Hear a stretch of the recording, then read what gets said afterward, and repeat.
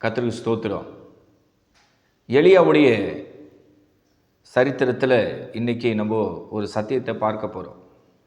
இந்த எலியா என்கிற இந்த ஊழியக்காரர் ஒரு பருவத்தில் அவர் இருக்கும்போது அவரோடு கூட ஆகாப் என்கிற ஒரு ராஜாவும் அங்கே இருக்கிறாரு. எலியாவுடைய உடன் ஊழியக்காரன் அங்கே இருக்கிறார். அப்போ இந்த எலியா அந்த உடன் ஊழியக்காரனை பார்த்து சமுத்திர முகமாய் போய் பாரு அப்படின்னு ஆண்டவருடைய தீர்க்க தரிசனத்தை அவர் சொல்ல ஆரம்பிக்கிறார். இந்த எலியாவுடைய உடன் ஊழியக்காரர் சமுத்திர முகமாக மொத்தம் 7 முறை போய் பார்க்குறாரு. கடைசியில் சமுத்திரத்திலிருந்து ஒரு கையளவுக்கு ஒரு மேகம் எழும்புவதை நான் காண்கிறேன்னு சொல்லி அந்த உடன் ஊழியக்காரர் எலியா கிட்ட சொல்கிறார். நல்லா கவனிங்க, இதில் ஒரு ஆழமான ஒரு சத்தியம் இருக்குது. அந்த உடன் ஊழியக்காரன் பார்த்த ஒரு கையளவு மேகன்னு சொன்னால் இவ்வளோதாங்க, இவ்வளோதான் அந்த மேகத்துடைய அளவு. ஒரு நல்ல கவனி, இவ்வளோண்டு இருக்கிற இந்த மேகம் ஆகாயத்தில் நிற்கும்போது தேசம் முழுவதும் மழை பெய்யுமா? யோசனை பண்ணி பாருங்கள். மழை பெய்ய வாய்ப்பு கிடையாது. பொதுவாகவே மழை எப்படி பெய்யுதுன்னு நமக்கு நல்லா தெரியும். வானம் அப்படியே கருத்து பெரிய கார்மேகம் எழும்பி காற்றடித்து அதற்கப்புறம் பூமியில் மழை பெய்யுது. ஆனால் எலியா நாட்களில் ஒரு கையளவு மேகம் இருக்குது, அதில் எப்படி மழை பெய்யும்? யோசனை பண்ணி பாருங்கள்.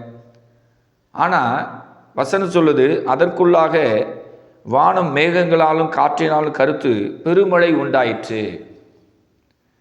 ஆரம்பத்தில் கையளவு மேகம், இப்போ வானம் கருத்து பெருமழை உண்டாகிற அளவுக்கு பெரிய ஆசீர்வாதமான ஒரு மழையை ஆண்டவர் இந்த தேசத்தில் இருக்கிற பஞ்சத்தை மாற்றுவதற்காக அன்றைக்கு இந்த பூமிக்கு ஆண்டவர் கட்டளையிட்டார்.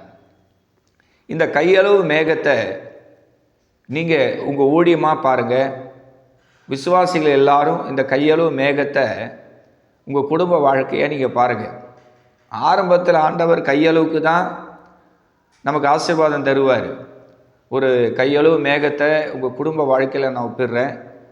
அது பார்த்திங்கன்னா ஒரு சின்ன வீடு, சின்ன வருமானம், சின்ன குடும்பம், இவ்வளோ தான் வருமானம், இவ்வளோ தான் வீடுன்னு சொல்லி மனோரமியமாக விசுவாசத்தோடு கர்த்தரை தேடுவதற்காக கையளவுக்கு ஆண்டவர் அந்த ஆசீர்வாதத்தை தரார். அதில் நீங்கள் மனோரமியமாக தேவனை ஆராதிக்கும் போது அந்த கையளவு மேகம் பெரிய கார் மேகமாக மாறுவது போல் உங்கள் குடும்பம் பழுகி பெருகி பூமியை நிரப்புற அளவுக்கு, ஏன் இந்த தேசத்தில் பஞ்சத்தை மாற்றுவதற்கு கர்த்தர் உங்களை ஒரு பெருமழையாய் ஆண்டவர் உயர்த்தி ஆசீர்வதிப்பார். அதனால் சிறியதை கண்டு நீங்கள் புலம்பாதீங்க, கையில் இவ்வளோ தான் இருக்குதுன்னு சொல்லி புலம்பாதீங்க. கர்த்தர் உங்களுக்கு பெரிய காரியம் செய்வார்.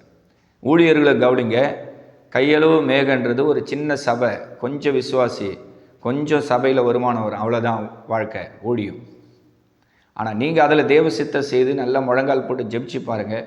அந்த கையளவு மேகம் பெரிய வானத்தை பரப்புகிற அளவுக்கு காரமேகம் மாறி உங்களை வச்சு ஆண்டவர் தேசத்தில் ஒரு செழிப்பான மழையை தருவார். தேசம் உங்களால் ஆசீர்வதிக்கப்படும். விசுவாசம் நல்லா கவனிங்க.